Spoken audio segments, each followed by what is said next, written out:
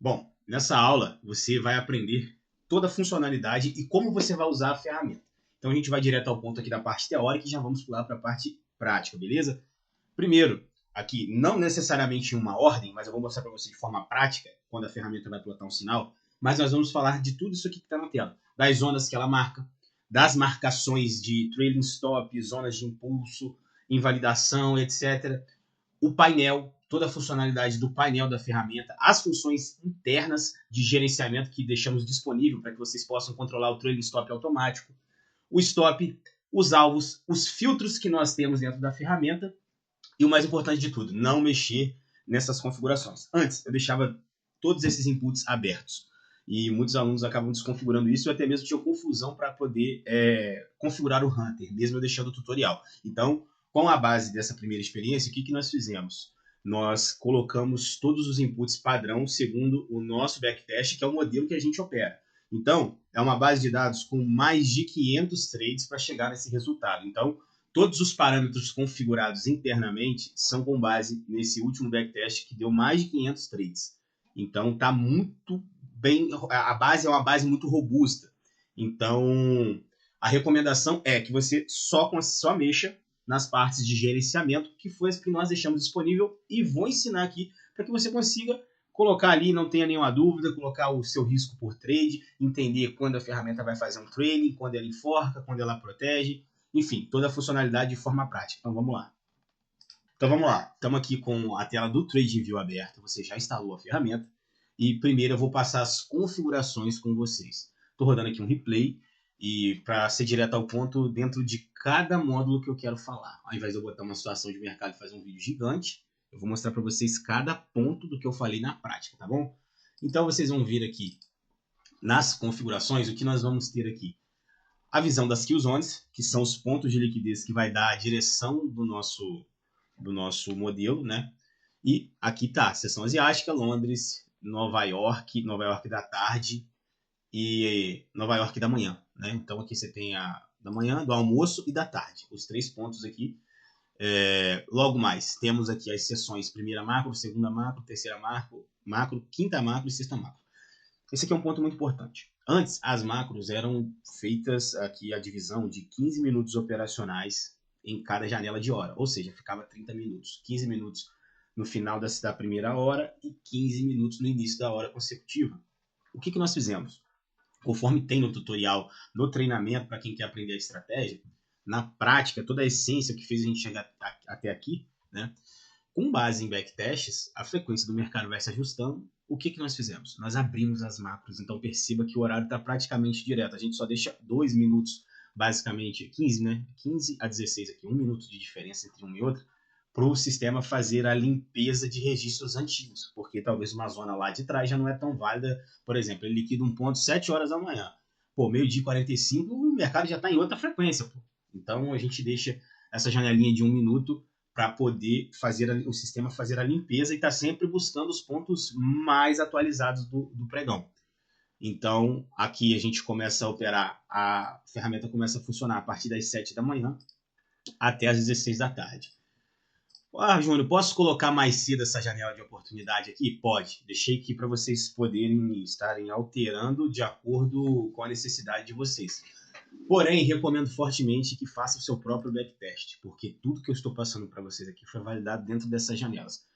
Um adendo principal sobre essa questão de tempo é a partir das 16 horas de Nova York. Cara, o sistema identificou aqui pelos backtests, a partir das 16 horas não vale a pena operar. Muito mais stop do que take. Então, se quiser começar mais cedo, beleza. Mas aqui, a partir das 16 horas de Nova York, 17 horas do Brasil, não recomendo. Pode parar que a maioria dos trades só stop, não vale a pena.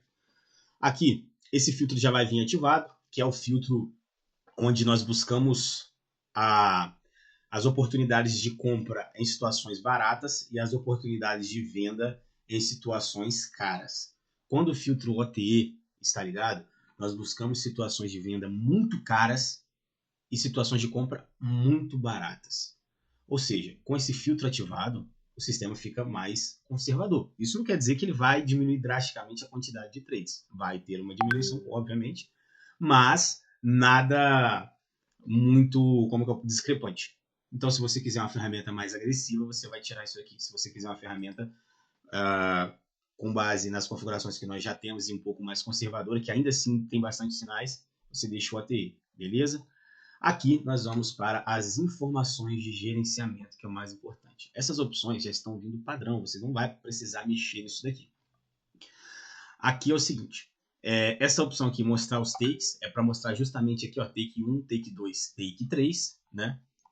Aí aqui embaixo, remover os stops de trades já executados. A gente deixa para poder limpar, por exemplo. Imagine que aqui tem um outro trade, aqui outro trade, e aí vai ficar cheio de linha. Não, a gente deixa sempre o trade do momento. Marca-se os trades antigos para a gente fazer isso tudo. A entrada fica marcada, trade stop ou invalidação fica marcado na tela, como você está vendo. E eu vou explicar como invalida, como tudo isso fica tranquilo. Então, esse ponto aqui é um ponto de mais que limpeza, para a gente poder deixar sempre a tela do TradingView aqui limpinha e a gente consiga ter uma visão melhor sobre o que está acontecendo.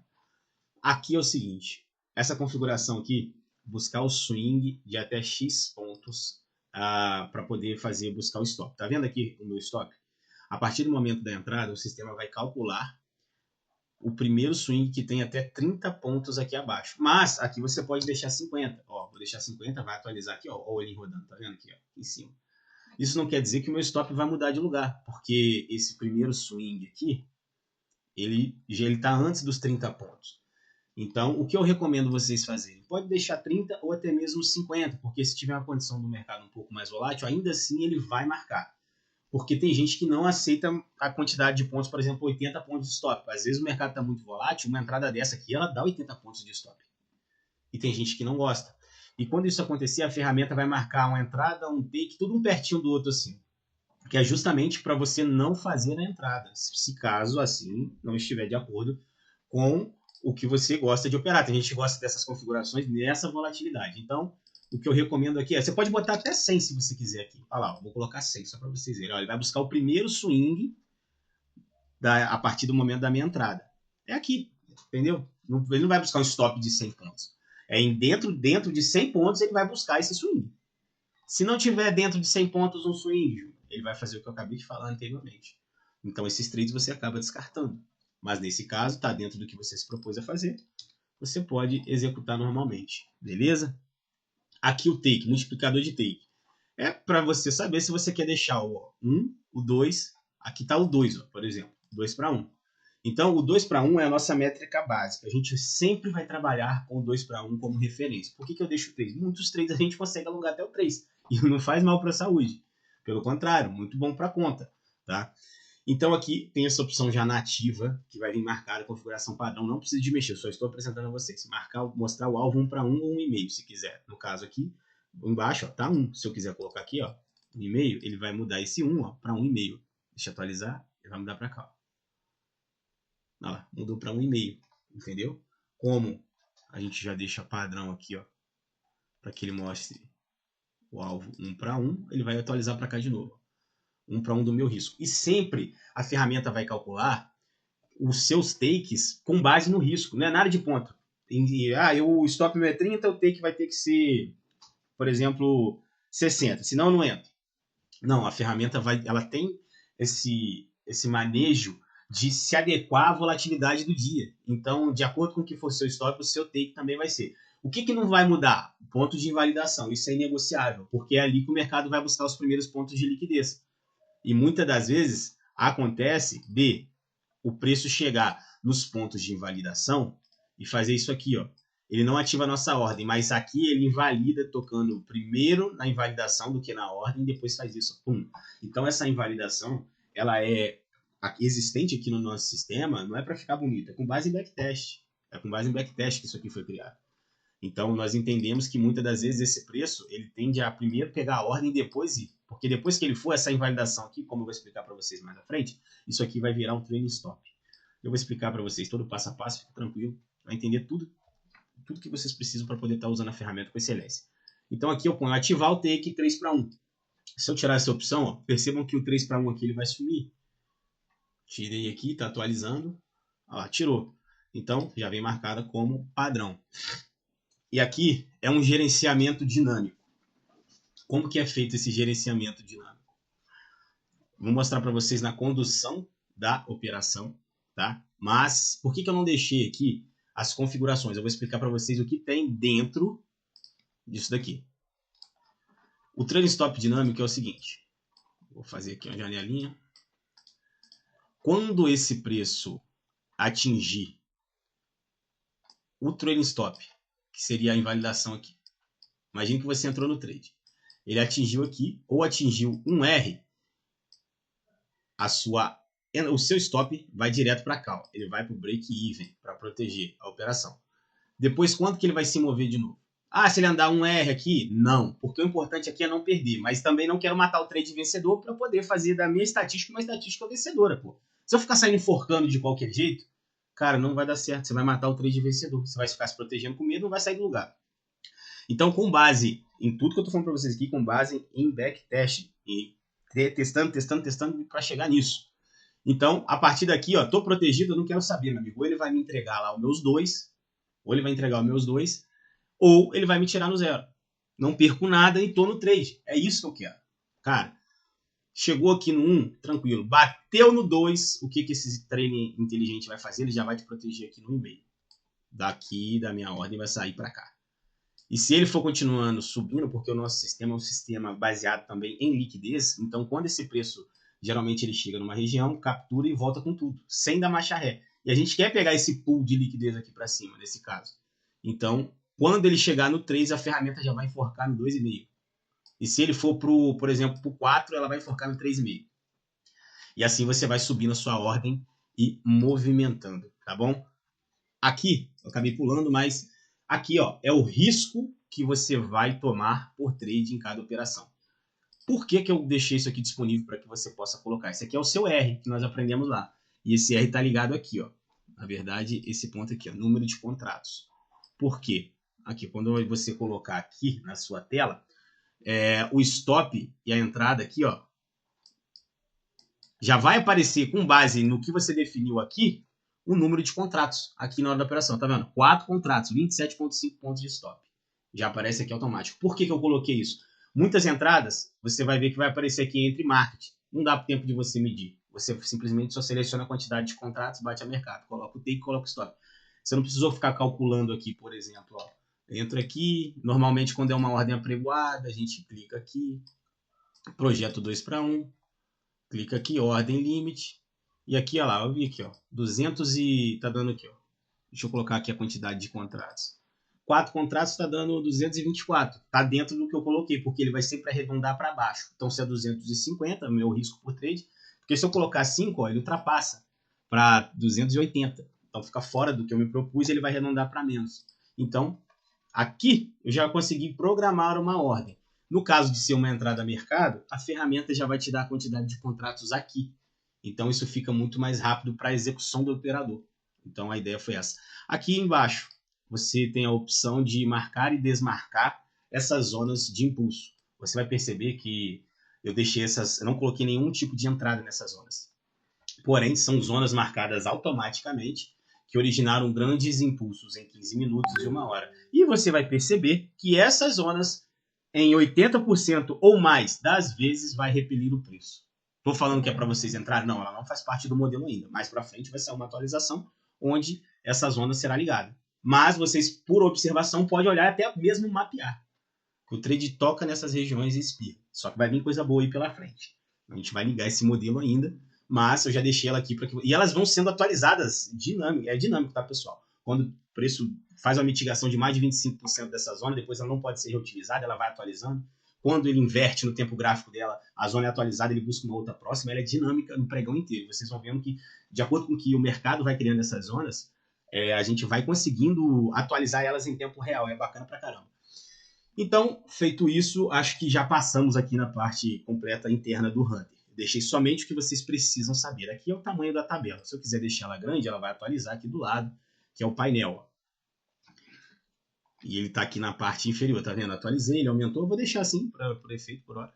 E aqui, ó, pronto.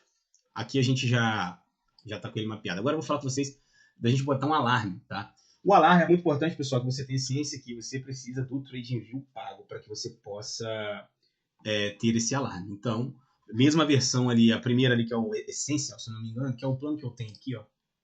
É esse aqui. Acho que você paga lá, pô, eu peguei na promoção anual, cara. Se eu não me engano, paga acho que 70, 60 reais por mês, algo nesse sentido.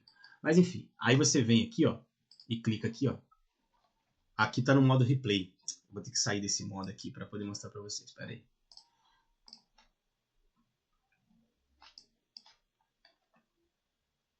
Aqui nesse ponto.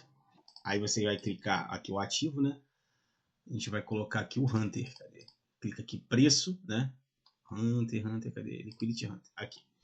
Você vai colocar aqui um indicador e vai colocar um alarme. Tabela toda verde para compra e tabela toda verde para venda. Aqui. E se quiser colocar aqui, que eu vou mostrar para vocês o setup de absorção também, ó, sinal formado setup de absorção, você aperta criar o alarme. E o alarme vai ser criado aqui. Toda vez que o sistema alinhar, o que vai acontecer? O alarme vai apitar, vai aparecer para você aqui um balãozinho, e aí você vai ser notificado da operação, beleza? Porque às vezes você está com a outra aba fechada, está aberta, não está vigiando o preço ali, enfim. E aí isso pode acabar fazendo você perder um trade. Mas ali você já tem essa questão que eu acabei de mencionar.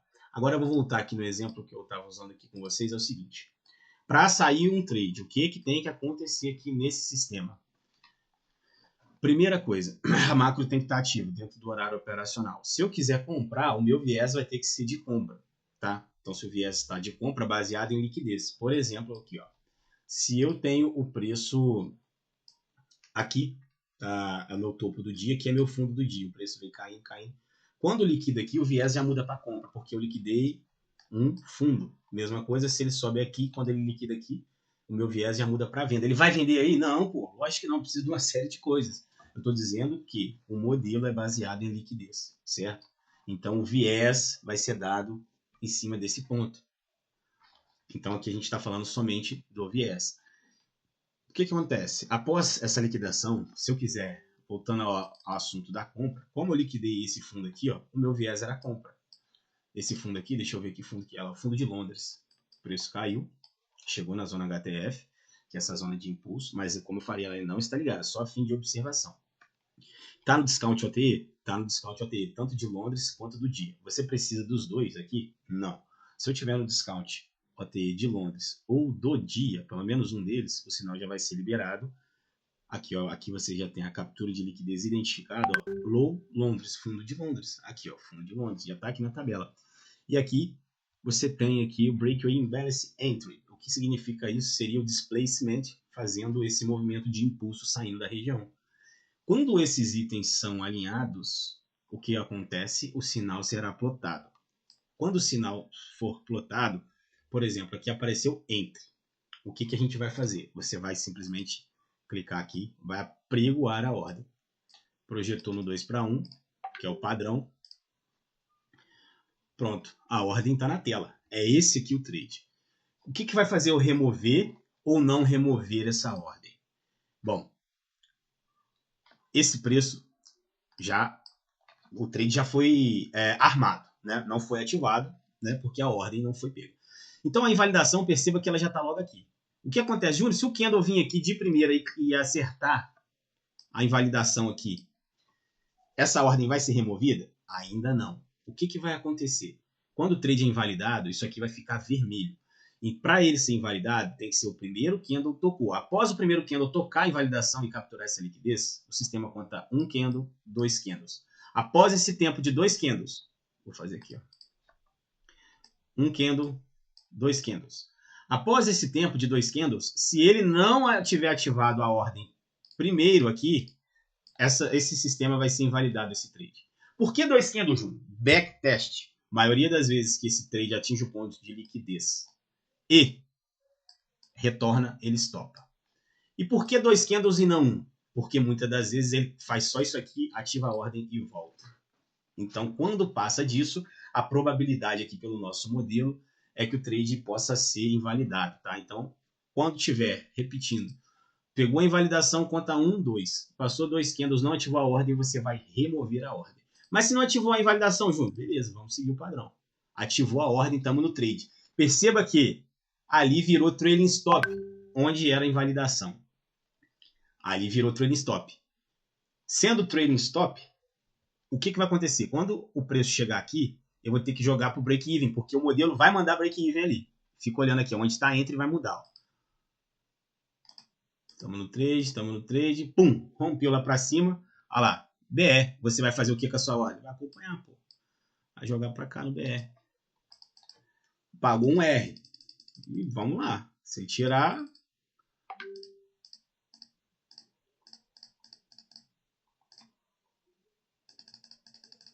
Pronto, parou.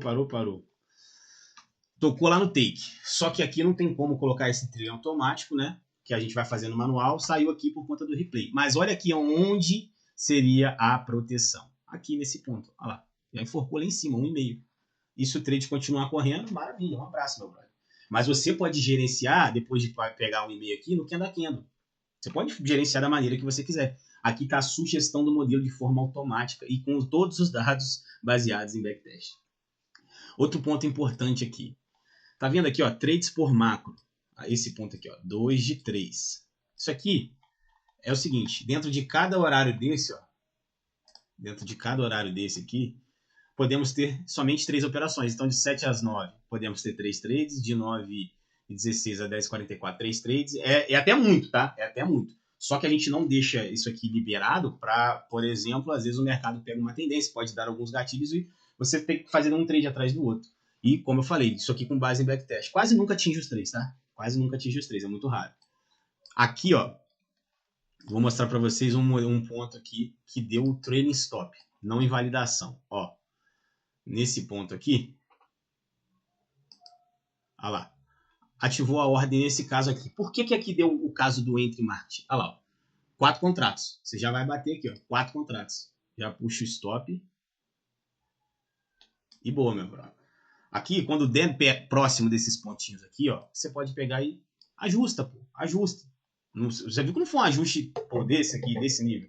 Um ajuste simples aqui, pronto. Ó, a gente já projeta aqui para cima o 2, larga lá em cima. Por que deu a entrada a mercado? Presta atenção. Quando eu tenho essa configuração aqui do meu gatilho, ó, essa configuração. Aqui é o candle de impulso, peraí.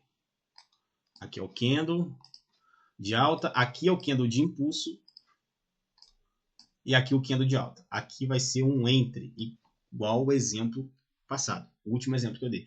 E esse exemplo aqui, o entry market, por que deu o entry market? Porque está exatamente dessa forma assim. Aqui, ó. Eu posso ter esse candle, o candle de impulso e esse candle aqui, se esse candle aqui formar o FVG, fechar dentro do displacement, essa entrada vai ser aqui. Porque muito provavelmente esse preço pode só testar aqui e voltar. Então, essa entrada aqui é a entrada a mercado. Porque ele já fechou dentro, normalmente ele já vem testar. Isso para não correr o risco de ele fazer isso aqui, ó, por exemplo. Ele fecha e volta. Simplesmente isso, já engolfa. Porque é um fluxo rápido. Então, essa é a entrada a mercado. Perceba que a passada, volta ali se você quiser. Você pode voltar lá. E agora aqui você está vendo que essa entrada foi o modelo de entrada a mercado. Então, entramos a mercado.